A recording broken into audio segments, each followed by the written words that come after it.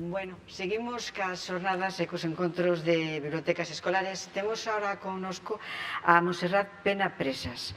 Ela é especialista en literatura infantil e juvenil galegas. Licenciouse en Filoloxía Galega pola Universidade de Santiago de Compostela e doutorouse pola mesma universidade. Ademais, é mestrada en edición pola Universidade de Salamanca. Actualmente é docente no Departamento de Didácticas Aplicadas da Universidade de Santiago de Compostela no campus de Lugo, onde imparte clases de literatura infantil. Os seus campos de investigación teñense centrado moi especialmente na didáctica da literatura, na literatura infantil e juvenil e nos feminismos. Exerceu de crítica literaria en diferentes medios e actualmente é colaboradora do programa Diario Cultural da Radio Galega. Ten participado como relatora en actividades de formación do profesorado realizadas polos CFRs CAFI, así como en xornadas e encontros de bibliotecas escolares. Ademais de diferentes artigos de investigación, ten publicados 4 libros: Un chapeu e un nariz de payaso, tras os pasos de Roberto Vidal Vilaño, no ano 2013, Feminismos e literatura infantil e juvenil en Galicia, no ano 2018, A voz insurrecta, María Victoria Moreno, entre a literatura e a vida, no ano 2018, e Intempestiva, biografía literaria de Xela Arias, no ano 2021. Hoxe vai nos falar de como a biblioteca escolar, empregando a literatura infantil e juvenil galega, pode construir lectorado e asentalo nas diferentes etapas da súa escolarización. Para isto, abordaránse cuestións fundamentais como as claves para realizar unha selección axeitada dos títulos, algúns puntos de interese para enfocar as diferentes obras e os diferentes xéneros, así como certos recursos imprescindibles para unha biblioteca escolar actualizada en literatura infantil e juvenil galegas. Monse, cando queiras. Moitas grazas a Loli Nieto por esta garimosa presentación e tamén en xeral a todo o equipo de bibliotecas escolares por volver contar conmigo, porque é un verdadeiro luxo e un placer volver estar aquí, aínda que esta vez sexa con distancia, o cal lamento moito, non? Ben, chamei, creo que un pouquiño digamos, de maneira atrevida a miña charla de hoxe, construir lectores, cando quizáis a primeira pregunta que nos temos que facer é que significa construir lectores e lectoras, cando acabamos de ser todos lectores e lectoras ou cando empezamos tamén a selo, non? E sobre todo, o primeiro sobre o que me gustaría facer reflexionar é sobre o que significa construir lectoras e lectores nunha lingua minorizada, non? Hai unha frase de Agustín Fernández Paz que me gusta moito, que di que o galego non é unha lingua morta, senón que é unha lingua oculta. E por que está oculta? Porque cando queremos asistir a diferentes eventos culturais en galego ou cando queremos consumir cultura en galego, o primeiro do que nos decatamos é que é máis complicado atopala que se é cultura nunha lingua normalizada, non? Por iso, as persoas que construímos lectoras e lectores en galego temos un grande labor que facer, que é tamén con esa cultura, con eses libros, intentar normalizar a situación do idioma. Por iso, convídovos a que provedes a ir a un espazo onde haxa libros e vexades o papel e o lugar que ocupan eses libros en galego, non? Por outra banda, as persoas que nos dedicamos á mediación sempre dicimos que construímos lectoras pro futuro. Esta semana fíxome reflexionar moitísimo unha frase da autora Ledicia Costas no seu discurso de recollida do Premio da Cultura Galega, que dicía: a literatura infantil e juvenil non crea lectorado para o futuro. O público infantil e o público mozo son lectores hoxes e teñen dereito á literatura infantil de calidade porque son exixentes e inconformistas. Entón, por iso creo que quizáis o primeiro sobre o que temos que partir é que a nosa obriga como mediadoras é darlle a ese público unha literatura infantil da maior calidade posible, que despois conseguimos que esas lectoras e lectores continúen o camiño, estupendo, pero a primeira obriga é esa, facelos gozar con literatura infantil de calidade. Mirade, pola miña experiencia ensinando a mestras e mestres en formación, unha cousa que máis admiro do meu alumnado é a súa sensibilidade cara á diversidade. Esa diversidade eu creo que a debésemos abordar tamén dende unha perspectiva lingüística. Como se ve na imaxe, cando nós buscamos a igualdade, pois colocamos as persoas sobre o mesmo chanzo. Cando nós buscamos a equidade, axudamos as persoas que teñen máis dificultade para ver ou para aprender con máis apoios, con máis chanzos. E penso que o mesmo debemos facer coas linguas e coa selección que facemos para a nosa biblioteca escolar. Neste sentido, a lei nos ampara, non? Nos podemos facer primar na nosa colección máis títulos en galego que títulos en castelán. Pensade nisto cando realicedes as compras desa selección, porque a diferenza está en ser en buscar a equidade na medida do posible. Se vos fixades, ademais, na imaxe que está debaixo, veredes algo que pasa moitas veces nas librarías. En moitas librarías, directamente, pois non temos opción de ver títulos en galego. Directamente non os hai. Noutras, os títulos en galego están segregados, están aparte. Baixo un andel, habitualmente, que pon gallego. Seguro que recoñecedes moitas veces esta sensación. Nunhas terceiras librarías, os libros de galego están mesturados cos de castelán, pero son moitos menos, ás veces dando a sensación que as opcións que temos para a lectura en galego son menores. E só en moi poucas librarías que procurarían esa inclusión lingüística, pois temos libros en galego, ás veces máis que en castelán, pero de todos os formatos, de todos os xéneros literarios, con todas as posibilidades que nos ofrece unha lectura rica, unha lectura plena. Tamén é posible que isto xa se falase noutras charlas que tivestes hoxe, pero creo que é importante que teñades claro que cando esas persoas das editoras pasen polos centros, a escolla e o poder sempre o tendes vós. E o criterio sempre é o voso. E non vale de nada mercar unha colección enteira porque nos imos a libros escollidos, a libros que pensamos que van cambiar cousas, non? E igualmente, creo que algo que eu admiro moito dende fora das bibliotecas escolares, porque por desgraza no sistema universitario non podemos estar neste plan, é que sodes unha comunidade e que sodes unha comunidade podedes facer forza, podedes falar de lecturas conxuntas e de experiencias compartidas. Entón, o meu consello neste sentido é que aprendades das persoas que levan máis tempo, que levan compartindo experiencias e que están na vanguarda disto, non? Sen necesidade de esquecer que temos que ser críticas sempre e que hai unha parte da nosa responsabilidade que é prestixiar a lingua e a cultura galega, non? Unha das cousas que considero máis importante para unha biblioteca escolar e que me parece tamén máis complicada, que ás veces ademais é algo que nos enfrontamos continuamente as profesoras e profesores, é a cuestión da selección de obras, que é unha das espiñas, polo menos para min, máis complicadas de facer. O primeiro, como vos dicía antes, ten que ser sempre a calidade literaria e a calidade estética.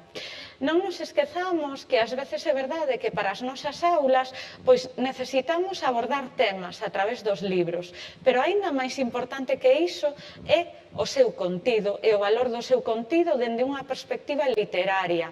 Estamos no ámbito da literatura, non estamos no ámbito dos valores ou dos libros didácticos.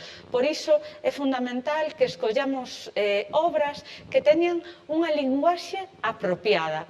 E por unha linguaxe apropiada, refírome a obras que non sexan absolutamente básicas, senón que teñan unha lingua que supoña un pequeno reto para o lector. Porque se pensamos na lectura como unha montaña que temos que subir, pois só imos ser capaces de subir esa montaña se cada vez somos quen de chegar un pouquiño máis arriba, non? Outro dos elementos que son fundamentais para abordar a calidade dos textos son valorar o principio das historias e o final. Pensade que cando lemos un libro ou miramos unha serie de televisión, sempre nos atrapa moito ese principio ou nos desacouga moito ese final. O final, ademais, é unha oportunidade para o diálogo, non?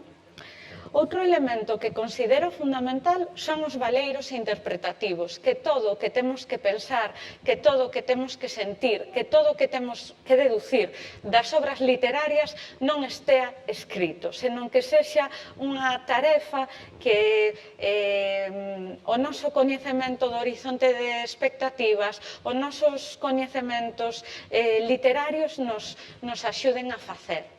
E logo, nun mundo en que cada vez son as imaxes máis importantes, creo que é fundamental valorar as ilustracións e ver que a nosa colección contén estilos diversos, tradicións diferentes, que poidamos analizar se esas ilustracións son complementarias, se se opoñen ao texto e crean un novo significado, ou se simplemente son recorrentes. Non podemos esquecer tampouco que cada vez máis libros xuvenís pois teñen unha presenza maioritaria da ilustración e que isto lle dá á obra un valor engadido. Pero ollo, porque ás veces o que nos entra moi ben polos ollos ten un texto literario pois máis frouxo dende a perspectiva da calidade.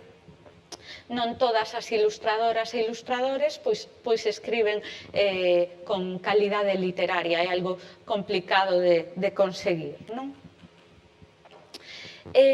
Outra cousa que penso que é absolutamente fundamental é a combinación de obras que sabemos que funcionan. Por unha banda estarían os textos clásicos que funcionaron ao longo da historia da literatura infantil e xuvenil, pero tamén eses clásicos nosos, eses libros que sabemos que funcionan pola nosa experiencia docente. E a vez, todo isto o temos que combinar coa atención ás novidades editoriais, que como xa dixemos antes, que o galego ás veces pois é unha lingua que temos aí un pouquiño oculta, non sempre tan fácil de estar atenta a esas novidades. Para iso temos tamén algunhas claves que sinalarei agora algunhas e completarei despois, non? Hai listaxes de nivel internacional, como pode ser a lista de honra White Ravens da Biblioteca de Múnich, que todos os anos selecciona para nós eses corvos brancos, que son os mellores libros a criterio da Biblioteca de Múnich das diferentes linguas do mundo. E por outro lado, teríamos tamén a lista de honra de IBI, que é un organismo internacional que se dedica a protexer e difundir a literatura infantil. Tendes na presentación as ligazóns, en todo caso, facendo unha sinxela búsqueda en Google, son moi facilmente recoñecibles. Por outra banda, hai dous premios a nivel estatal, logo iremos cos premios propiamente galegos, como son o Premio Nacional de Literatura Infantil e o Premio Lazarillo, que é o máis antigo de España de literatura infantil, que nos poden dar pegadas, que nos poden marcar que textos pois valen a pena ou que textos son bons. Ollo tamén con guiarse só polos textos, porque ás veces nos imos atopar, por exemplo, que hai xéneros claramente privilexiados, como a narrativa, pero na selección que fagamos para a nosa biblioteca escolar nos vai interesar tamén pois unha variedade xenérica moi ampla, verdade? Sei que parece que estou aquí debullando unha fórmula bastante complexa, pero en realidade penso que son esas cousiñas, eses tips que vos poden funcionar para realizar a selección. Creo que neste sentido é moi importante tamén sinalar que en Galicia non hai editoras grandes, hai editoras medias e editoras pequenas. É como se tivésemos un ecosistema editorial moi peculiar que temos que coidar.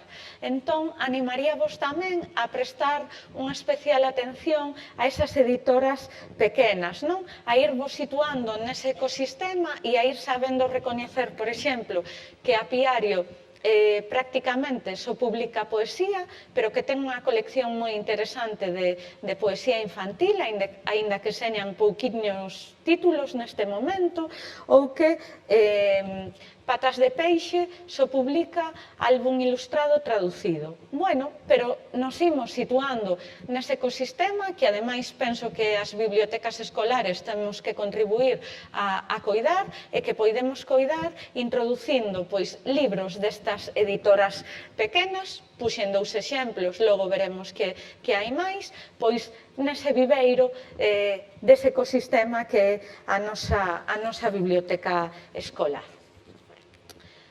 Outro elemento moi importante para a selección é adecuarnos á competencia lectora e literaria que ten o noso alumnado. E volvo quizáis a unha pregunta que me facía antes. Cando se acaba de construir unha lectora, non? O currículum dinos que cando se remata sexto de primaria debemos ser lectoras e lectores competentes en diferentes tipos de texto, pero realmente non sabemos que unha boa lectora, un bo lector nunca se acaba de construir, porque estamos xogando con diferentes xéneros, coñecendo e manipulando obras que posiblemente antes non tivéramos a ocasión de manipular. Pois, por exemplo, no meu caso, a banda deseñada, non? De repente decátome de que para o meu tempo de lecer me apetece moito ler novela gráfica e banda deseñada. Seguramente en sexto de primaria non era unha lectora competente deste tipo de obras. Por que digo isto? Porque o ideal sería que tivésemos un coñecemento do grupo para o que estamos mercando esas obras, dos seus intereses lectores, e, por suposto, dar a oportunidade a ese grupo de ir subindo neses intereses lectores. Penso que por iso, sobre todo as bibliotecas dos CPI e dos IES deben ter un fondo importante de literatura de adultos e adultas, que, como sabedes, pois non é o centro desta comunicación, pero sí que é importante que o teñades en conta. Imos ter nos nosos centros lectores e lectoras exixentes que precisan alimento. Entón, non lles privemos de probar pratos novos e máis interesantes, non? Deámoslle a oportunidade, sobre todo tendo en conta que hai en moitos lugares onde a biblioteca escolar pois é un elemento igualador de acceso á cultura, que non se nos esqueza isto tampouco, non? Por outra banda, temos que ter moi claro que na nosa biblioteca deben haber libros con diversidade de funcións. Para que imos empregar esas obras? Para quen son? Mercamos ese libro para infantil, é un libro que ten un espectro amplo de lectorado, é un libro que se vai usar pero moi pouquiño, é un libro que se reclama moito, entón o mellor compramos varios exemplares. É moi importante, volvo a insistir, pois na importancia desa variedade. Volvo á idea do ecosistema ou volvo á idea desa imaxe do responsable ou da responsable da biblioteca escolar como unha persoa que é un chef e que nos prepara un menú de degustación realmente atractivo que nos convida a probar cousas que antes non tentaramos. Para manexarnos un pouquiño en todos estes criterios de selección que poden ser bastante exixentes, temos que saber que vai haber algúns lugares, aínda que non demasiados, onde nos imos poder orientar, non? Por iso, en pantalla podedes ver pois unha pequena recopilación de lugares, medios de comunicación, pero tamén revistas especializadas onde ides poder atopar información sobre literatura infantil, non? Por exemplo, o suplemento Faro da Cultura, que sae todos os xoves no Faro de Vigo, ten sempre críticas de literatura infantil incluídas, pero permanentemente. Leva facendo isto, ademais, dende bastantes anos. O suplemento Sermos, do xornal Nós, tamén habitualmente ten espazo na súa selección e nas súas críticas, especialmente baixo a sinatura de Mario Regueira e de Susana Sánchez Arins, pois espazo para a literatura infantil. Outro recurso que penso que é fundamental que coñezades é a sección Lecturas Compartidas de Aulas Galegas, ese portal, esa iniciativa de docentes galegas que saiu no confinamento e que nesta sección, coordinada por Anxo Rial, sempre ten propostas de lectura e unha selección de obras moi interesantes. Por outra banda, o Diario Cultural, o espazo da Radio Galega, sempre conta tamén cun espazo de literatura infantil e ás veces con diferentes entrevistas a autoras, ilustradores ou editoras de LICs. Dende hai pouco máis dun ano, a revista Grial incorporou unha recente sección de literatura infantil que ten dende algunha reseña por expertas ata diferentes artigos especializados. E logo xa, dun modo máis académico, existe tamén a revista Elos, especializada en literatura infantil e xuvenil, que vos vai servir moito no seu formato digital para, se queredes profundizar máis nun tema concreto. Por último, sinalo vos aí a ligazón de Galis, a Asociación Galega do Libro Infantil e Xuvenil, porque ten un blog bastante interesante onde ides a topar todo tipo de recursos que vos van guiar doadamente neste mundo un tanto complexo. Para que vexades que moitas das referencias que temos para seleccionar como son os premios, pois están ocultas, coloqueivos nesta diapositiva, pois os que diría eu que son os 12 premios relacionados coa literatura infantil e xuvenil máis importantes que hai en Galicia, non? O máis recoñecido, porque é o máis antigo, é o Premio Merlín de Literatura Infantil, que convoca a Editorial Xerais, que adoita garantir claramente a calidade, non? E tamén o Premio Jules Verne de Literatura Xuvenil, que existe dende 2006, cambiando de nome. Pero logo, ides ver con curiosidade que a maioría de premios que se convocan son premios pensados para estimular xéneros concretos, non? Por exemplo, temos ata 3 premios de álbum ilustrado. O Compostela, de Calanraca, aberto a obras en diferentes idiomas, o recente Alberto Quiñoí, que convoca a Editorial Galaxia, e o Fina Casal de Rei pola Igualdade, para álbum ilustrado de Bahía. Vedes que están pensados para incentivar este tipo de creación en galego. Temos tamén 3 de teatro, pero compre sinalar que o máis visible é o Manuel María de Literatura Dramática Infantil, que convoca o IGAEM e que se adoita publicar en Xerais. E logo, hai outro tipo de premios que en ocasións son pouco visibles ou que ás veces quedan baleiras, como pode ser o Premio Castelao de Banda Deseñada da Deputación da Coruña ou o Premio Pure Dora Vázquez. Hai varias deputacións que convocan premios, pero algo que despista moito é que eses premios se publican en diferentes editoriais habitualmente.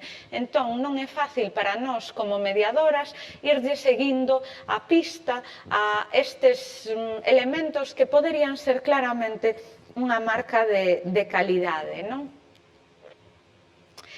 Ben, agora vou entrar xa nalgúnas propostas que son bastante libres, que atenden un pouco a eses criterios de selección que antes vos sinalaba, pero tamén o que a min como docente de mestras e mestres en formación vexo que me pode funcionar na aula, non?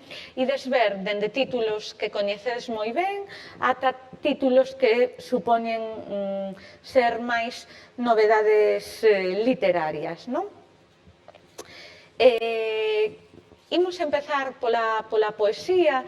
Xa vos adianto que na poesía temos a mesma problemática que coa literatura dramática. Seguimos en ter coleccións específicas de poesía. Entón, nese magma de novidades editoriais que cada vez máis sosteñen o sistema editorial galego e que son saídas da literatura xuvenil, imos ser nós as que nos imos ter que encargar tamén de buscar que xénero literario nos interesa, non? A primeira proposta da que me gustaría falarvos é dun clásico que se adoita usar en educación infantil, que é Frédéric. Seguramente as persoas responsables de bibliotecas que sodes de educación infantil pois usastes este libro numerosísimas veces nas vosas clases. Por que o introduzo aquí? Aparte de por ser dun clásico autor de álbum ilustrado como é Leo Lionni, é porque creo que é unha obra que serve perfectamente para introducir a poesía nos primeiros cursos de educación primaria, non? Sabemos que o rato Frédéric se dedica a recolectar palabras para cando chegue o inverno, porque el, ao contrario que os seus compañeiros, non recolecta provisións, recolecta esas palabras que se nos quedan porque é un poeta. Así que é unha obra ideal neste sentido. Tamén para a publicación, para abordar a poesía en infantil, recomendo moitísimo esa obra de Elvira Ribeiro que saiu este ano, que se chama Mar de Mazá, non? Por como a autora facéndonos vogar por diferentes mares, convoca a tradición literaria galega e ademais vencellada co mar nuns versos que son absolutamente deliciosos. Temos aí tamén unha proposta que recupera a nosa tradición oral, que é Non travesa lingua, de Antón Cortizas, que traballa con algo que se está perdendo na actualidade, como son os trabalinguas. O autor ofrece unha selección de trabalinguas realizada por ele polo seu alumnado, trabalinguas de creación propia e tamén para animarnos a introducirnos neste mundo, trabalinguas creados polo seu propio alumnado. E despois teño aí un libro para min absolutamente clásico como é Cidades, de Fran Alonso, que segue funcionando moi ben, que vai moi ben ademais este ano co tema fundamental das xeografías literarias das bibliotecas escolares e que nos leva a percorrer diferentes cidades do mundo a través dunha mirada que, como sempre, combina a poesía do cotiá co interese social. Ben, quixen tamén reunir nestas diapositivas algún dos nomes que considero fundamentais para estar na sección de poesía dunha biblioteca escolar.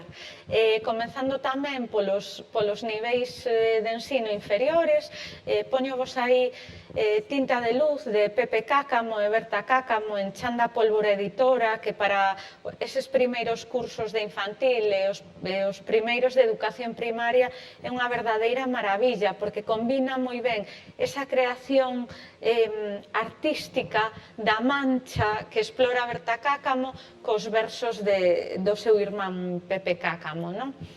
Unha traducción ao galego, é evidente que se traduce pouco libro contemporáneo de narrativa, pois de poesía, aínda menos, fundamental é ese Vecho poemas e outras bestas de Leire Bilbao, que nos axuda a xogar coas onomatopeas, que nos descubre de outra maneira o mundo animal e que nos saca desa visión da poesía infantil cursi, non? Xa para unha primaria un pouquiño máis avanzado, temos aí Poemar o mar, Premio Nacional de Antonio García Teijeiro, un dos poetas máis coñecidos e recoñecidos dentro e fora de Galicia, non? Que outra vez o universo marítimo moi presente na obra de García Teijeiro, que se combina nestes casos coas ilustracións de Xan López Domínguez e que dá como resultado un poema que é unha maravilla. Temos tamén nesa selección que vos coloco 2 libros pensados especialmente para público adolescente. Amar e outros verbos, de Ana María Fernández, que foi Premio Lazarillo a principios dos 2000, que é unha demostración de como se pode facer unha poesía entendible e como nos pode seducir o verso, tamén cando adolescentes, e de aí pasamos ao verso máis iconoclasta, máis reivindicativo de Carlos Negro, que quizáis é o poeta que nestes últimos tempos mellor soubo conectar co público adolescente, non? Tanto nesta obra como en Maquinaria, como en bastantes outras. E por último, coloquei aí, non puiden evitalo, a poesía reunida de Xela Arias, por esa idea que vos comentaba antes de que temos que axudar a subir escalóns, e que en calquera biblioteca dun IES, dunha escola de idiomas, dun CPI mesmo, a poesía de Xela é un reto, pero quero pensar que imos ter entre o noso alumnado pois lectores e lectoras de poesía que nos axuden a superar ese reto. Quedarían títulos moi interesantes, tamén recentes, como as fábulas contadas de Gonzalo Navaza, que recuperan pois esa tradición da fábula, ou o maravilloso Parece unha formiga, de Pablo Otero Peixe, que nos convida pois a seguir unha manchiña poéticamente e que vai dende un entendemento moi plano ata unha reflexión moito máis profunda, non?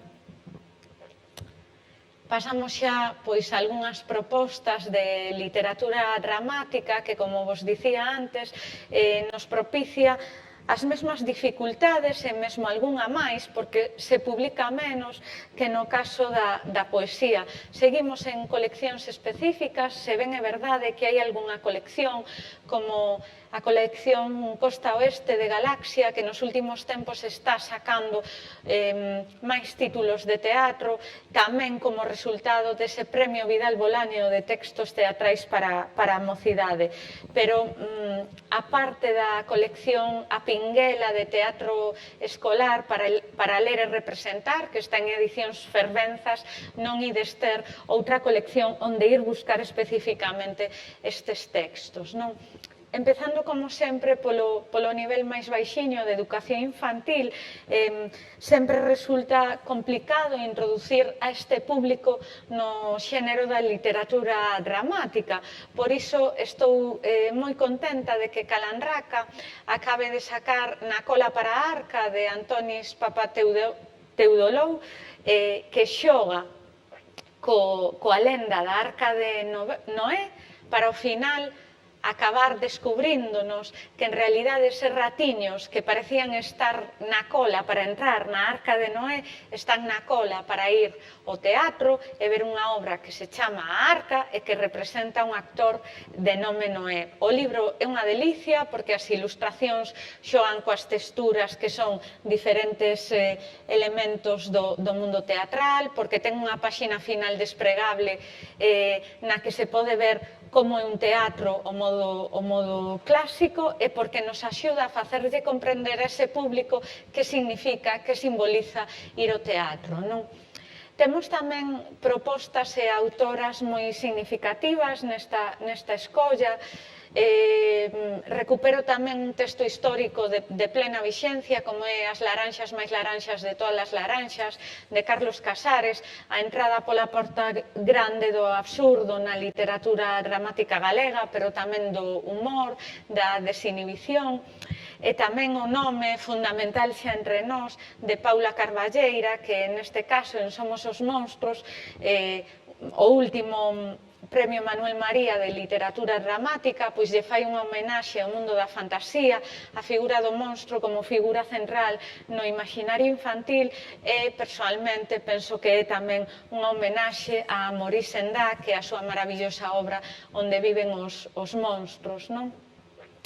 Acompáñana obras de Carlos Labraña, outro dos escritores máis prolíficos neste xénero, neste caso con moitas obras baseadas nas tradicións populares ou no ambiente social, como este caso de O Valo, o drama das fronteiras, Dormente, de Raquel Castro, que tamén está producindo moito, un diálogo libérrimo co conto de A vela adormecida a través de dous detectives nenos que intentan coñecer un misterio, e aparece aí tamén unha obra propiamente xuvenil para adultos como é A sombra das árbores de Ana Larriba, un texto moi libre, moi poético, moi innovador, moi para facer pensar, moi tamén para ler en alto e que xa podedes notar que me gusta bastante pouco, non?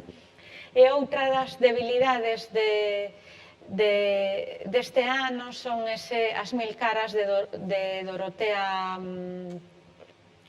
as mil caras de Dorotea, non recordo o título exacto porque ademais confeso que non consigo ver a diapositiva ben, é un texto de Lorena Conde que recupera para nós a figura de Dorotea Bárcena, non?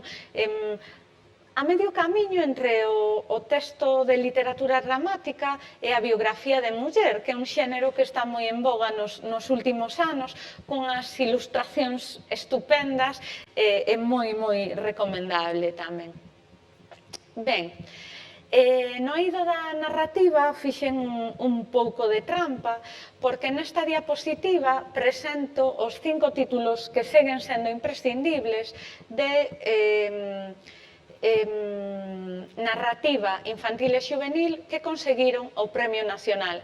A parte estaría ese Poemar o mar de Antonio García Teijeiro. Por que o recupero? Para que vexamos que, aínda que debemos renovar a colección da biblioteca, os 5 seguen sendo imprescindibles. Ler a Paco Martín e a Xavier do Campo é conectar coa propia tradición, porque é tamén ler a Cunqueiro, ler a Anxel Fole e recuperar a nosa tradición oral.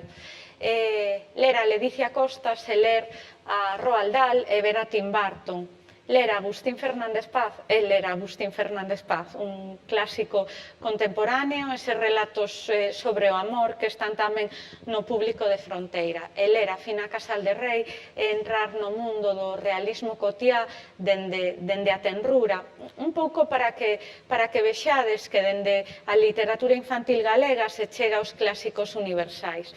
Aquí tamén na selección de narrativa, e tendes que perdoar porque se me colou a portada do libro Chinto e Ton en castelán, non atopei en galego directamente, pois están os premios Lazarillo. E vemos ese A banda sen futuro de Marilar Aleixandre, unha aposta polo realismo adolescente máis clásico, dunha moza que se cambia de instituto e que asalva un pouquiño o mundo da música. O meu pesadelo favorito de María Solar, que conecta bastante ben con Rodari tamén e con esas febres que ás veces pasan os nenos cando están maliños. A sombra descalza de Ana Alfalla, un dos moitos libros de moita calidade que temos na nosa tradición para abordar a cuestión da guerra civil. Chinto e Ton, de Gloria Sánchez, unha das nosas mellores autoras tamén, que xogo coa linguaxe permanente, que hai que lela para ver como se pode valorar o ben escritos que están algúns textos para os primeiros cursos de educación primaria sen caer na simpleza. E o último premio Lazarillo galego que temos, que se Conta nove estrelas, de Andrea Maceiras, a última autora que obtivo o premio dos clubes de lectura e que neste caso pois gañou o Lazarillo cunha novela moi contemporánea de ciencia ficción na que unha nena e o seu irmán van acompañados dese vechiño branco que vedes na cuberta na procura doutra galaxia das súas orixes. Ao final é unha novela de formación con ese tinte da ciencia ficción que lle dá un aire renovado, pero que utiliza a fórmula da novela de aprendizaxe. Ben, por poñer algún título de narrativa un pouco máis actualizado, no sentido de que xa non falo dos textos que gañaron premios foráneos, senón dos textos propios de moitísima calidade, temos aí Xelís, o guieiro das botellas de mar de Rosa Neiros, que foi premio Merlín, que un diálogo coa tradición clásica, pero sobre todo un canto á cuestión ecolóxica, que é un dos temas que máis está funcionando na narrativa infantil e xuvenil galega nestes momentos, non? Fora do normal, de María Reimóndez, que en realidade representa moi ben a forza que teñen as novelas protagonizadas por personaxes trans en Galicia. Neste caso, como sempre fai Reimóndez, fainos repensar que é o canon da normalidade e quen o cumple, non? E para que o cumprimos, que sentido ten ese canon. Nunha novela que tamén conecta moito co mundo da banda deseñada a través do recurso a superheroínas, non? Algo diferente, pero a vez conectado con isto, fai Superúlex, de Susana Sánchez Arins, que nos formula outra perspectiva, ou que nos formula un mundo amargo e a vez divertido. Que pasa cando pasas un cancro, es adolescente, e volves ao instituto? Pois pasa que te convertes nunha sorte de superheroína, que tes os poderes que che pasa a túa avoa, que son os poderes do sentido común e da comprensión, nun libro fragmentario no que a lectora construe o seu significado moi delicioso. E logo coloqueivos outra debilidade, o bestiario científico de Anxos Nogueirosa, de Antonio Manuel Fraga, que conecta moi ben coa tradición oral. Vedes que insisto bastante na tradición, porque teño a sensación de que se está perdendo e de que o recurso á literatura de creación de autoras e autores pois pode ser unha boa forma de non deixar que se perda. Neste caso, o que fai Fraga é recuperar fórmulas desta tradición e colocarnos ante unha protagonista que vai procurando, canda un amigo que coñece nas colonias do campamento de Oza, pois eses seres míticos que forman parte do bestiario da súa tía Anxos. Ben, outra cuestión que temos que pensar moi ben na nosa biblioteca escolar é a cuestión do álbum ilustrado.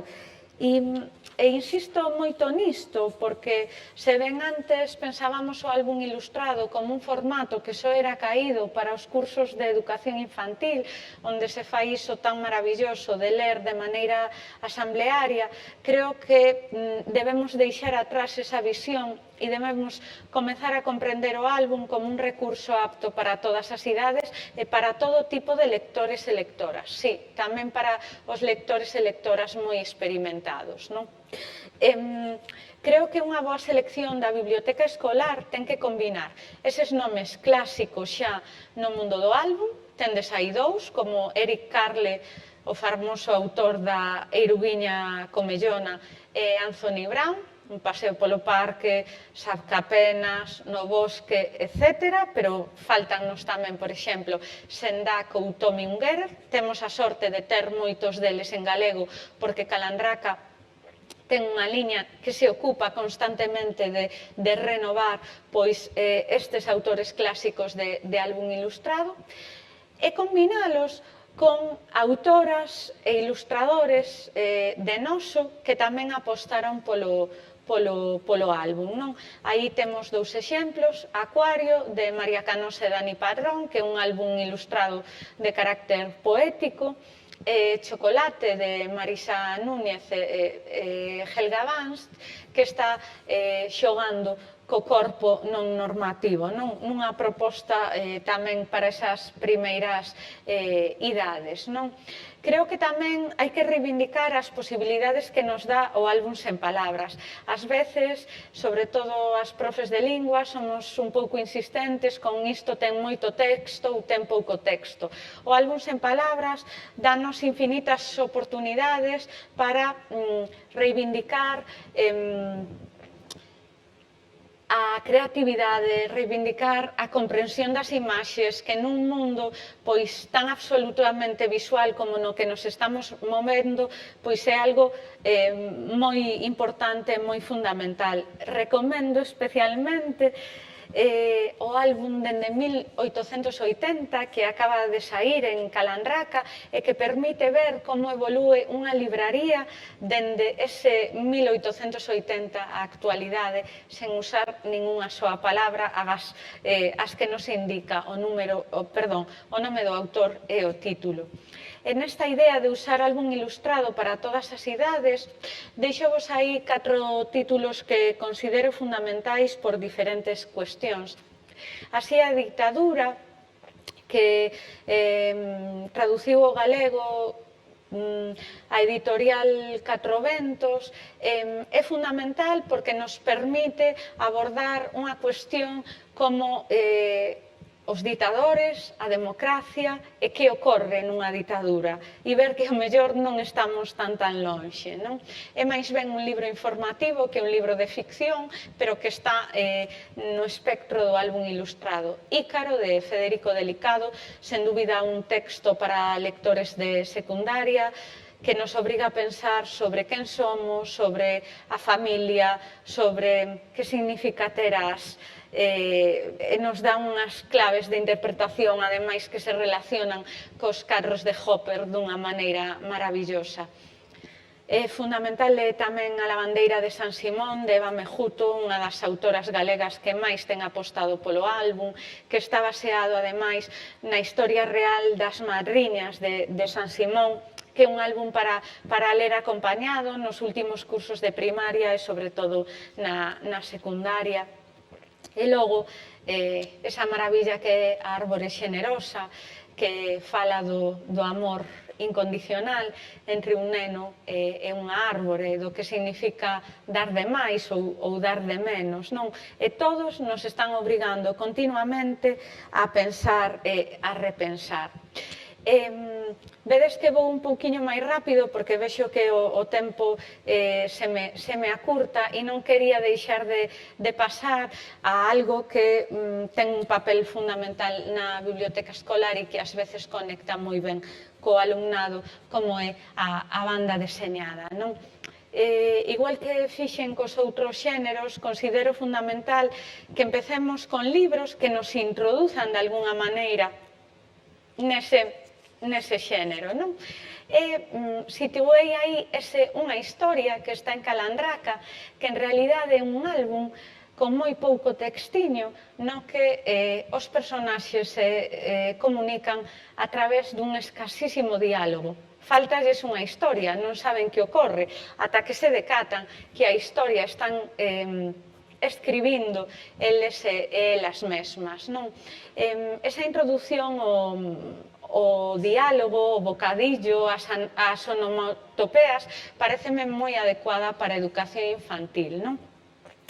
Colócovos aí Uxío, que foi o último gañador do Premio Castelao de banda deseñada na súa modalidade infantil, as historias soltas moi sinxeliñas dun neno e do seu grupo de amigos, cunha visión moi libre, que ás veces nos ofrece tamén xogos visuais, un texto realmente moi cativador, non? Estarían tamén autores que son clásicos na banda deseñada, como Asteris, que temos en galego en Xerais, e sempre que teñamos un clásico en galego penso que debemos ofrecelo, ou Xosé Tomás, o autor da serie Animalia, que vai por cores, non? De momento penso que temos a cor azul e a branca, que é a que vemos na pantalla. E arriba temos un formato que temos pouquiño en galego, pero que é moi interesante, que temos tamén con Cartas de inverno, de Fernández Paz. A pasaxe a novela gráfica ou a banda deseñada de novelas que triunfaron no noso ámbito, como é neste caso o derradeiro libro de Emma Olsen, de Berta Dávila, que é unha escolla moi interesante. E introducimos tamén a traducción dunha banda deseñada contemporánea, como é Josuma, que é sobre o corpo e a sexualidade en Marrocos, que é un texto moi interesante, moi para facer reflexionar dende unha perspectiva intercultural e de xénero en secundaria. Ben, algo fundamental tamén é que, aínda que na nosa biblioteca teñamos xa de vello clásicos en castelán, actualicemos esas edicións e deamos acceso ao noso alumnado a narracións clásicas en lingua galega. Hai varios lugares onde podemos ilas a buscar, sobre todo a colección Xabaril, de Xerais, pero tamén vemos que editoras como Queleo, onde está a Historia Interminable, ou Sushi Books, onde está O Señor dos Anéis, pois nos poden achegar outras ideas. Coloquei tamén unha novidade editorial moi recente, como son As Mociñas, de Luis May Alcott, que as alumnas e alumnos lle soa, aínda que sexa por esa serie de filmes, ou As Bruxas, de Roald Dahl, ademais en traducción de Xela Arias e Lidia Iglesias, que xustamente neste tempo penso que habería que reivindicar.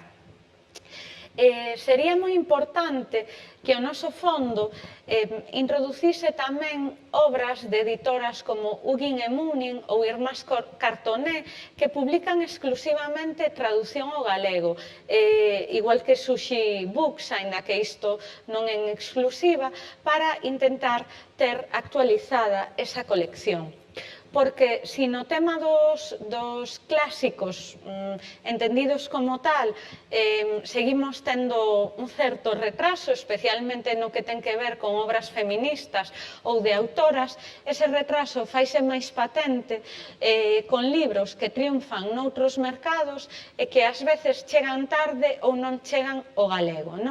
O exemplo máis prototípico é ese Harry Potter que traduciu ao galego Marilar Aleixandre, pero que pasou? Como se traduciu antes en castelán, pois en moitas bibliotecas hai os exemplares en castelán e non en galego. Non esquezades esa teima que vos dicía antes de que co fondo da nosa biblioteca nos poñemos no mapa e sacamos o galego desa sensación de ocultamento. Por sorte, temos títulos que foron importantes nos últimos tempos, como ese Todos teríamos que ser feministas, de Chimamanda, ou Coraline, de Neil Gaiman, aínda que chegase tarde ao galego, ou A meniña dos libros, de Oliver Jeffers. Neste sentido, sí que quería insistir en que, dado que no Plan B hai xa máis de 700 bibliotecas, a presión dunha soa biblioteca quizáis non é tan relevante, pero si entre todas lle empezamos a reclamar ás editoras que procuren traducir libros clásicos, libros contemporáneos que funcionan noutros mercados, sobre todo se non están en castelán ou en portugués, pois iso pode ser posible, porque en realidade só deixa moitísimos centros, os implicados. Xa dunha maneira cada vez máis rápida, porque vexo que vou moi xustiña, creo que habería que apostar dunha maneira decidida porque a literatura sexa ponte cara a outras artes, cara a outros mundos. Non temos poucos produtos en galego que nos conecten coas series de televisión, pero os que temos, os temos que aproveitar. E cando digo coas series, digo tamén co mundo da música. Aquí sí que temos máis, porque aí somos unha potencia. Sabedes que hai un formato en galego que combina música propia, nosa, contextos tanto contemporáneos e de creación actual, como contextos de autores máis clásicos, como poden ser Rosalía de Castro, Manuel María ou mesmo Antonio Fraguas. Eses formatos son moi recomendables porque nos transportan a outras realidades. Na diapositiva podedes ver unha versión estupenda que acaba de sacar Calandraca do Bolero de Ravel en versión conto, recuperando un pouco ese ambiente da música de vila, da música de palco da música, que os máis novos xa non saben o que son, ou o maravilloso proxecto María Fumasa, que vai máis alá da música e da literatura porque aposta pola inclusión. Engado tamén o Soldadiño de Chumbo nunha versión para cinema que houve hai un par de anos. Esta colección, ata onde sei, non segue nestes momentos, pero esa presión do grupo penso que a pode facer recuperar. E, por suposto, ese caderno de animalista de Antón Fortes e de Mauricio Coarelo, que de alguna maneira nos leva dende textos moi contemporáneos e moi rompedores, tamén a cadros moi rompedores. Ben, xa moi rápido. A pesar de que hai que dicir que somos unha potencia en literatura infantil e que sempre que saímos de Galicia admiran isto, temos algunhas lagoas no noso sistema editorial que compre reivindicar e das que compre estar atentas. Os textos de lectura fácil. Sabemos que hai alumnado o que lle custa ler. E máis alá de que recorramos os álbums máis sinxelos para axudalos nisto, temos que ter libros de lectura fácil para este tipo de alumnado, para que non se nos quede ninguén detrás, porque as bibliotecas somos un axente igualador. Necesitamos máis variedade de libros informativos. Na editorial Bahía hai algunhas coleccións, a editorial Galaxia ten outra colección que se chama Lanterna de Cores, pero non son suficientes. Temos que acceder ás ciencias naturais e sociais en galego, máxime cando as temos no currículum en galego. Precisamos tamén máis material en galego para o prelectorado de 0 a 3 anos, máis libro táctil, máis libro xogo, máis libro de texturas. Teñen poucas palabras, pero estes nenos e nenas teñen dereito a telas en galego. Outra necesidade son textos sobre lectura e animación lectora para profesorado o máis contemporáneos posibles e o máis actuais posibles. O libro pop-up. O libro pop-up e os libros xogos son bastante custosos dende unha perspectiva editorial, por iso se edita pouco. E logo sigo con outras teimas, esas obras que exploren a interacción con outros formatos e máis libros que triunfen noutros mercados, especialmente cando non sexan o castelán e o portugués, linguas ás que podemos ter acceso, que se traian o galego. Aínda así, hai certas esperanzas. De maneira moi rápida, esa colección da Xunta de Galicia e Galaxia de lectura fácil, a colección da Asociación Bata e Calandraca con pictogramas, ese o libro dos opostos de texturas para lectorado de 0 a 3, ese libro informativo de Bahía tamén para primeiras idades e esa maravilla que é Ler o mundo de Michel Petit en galego.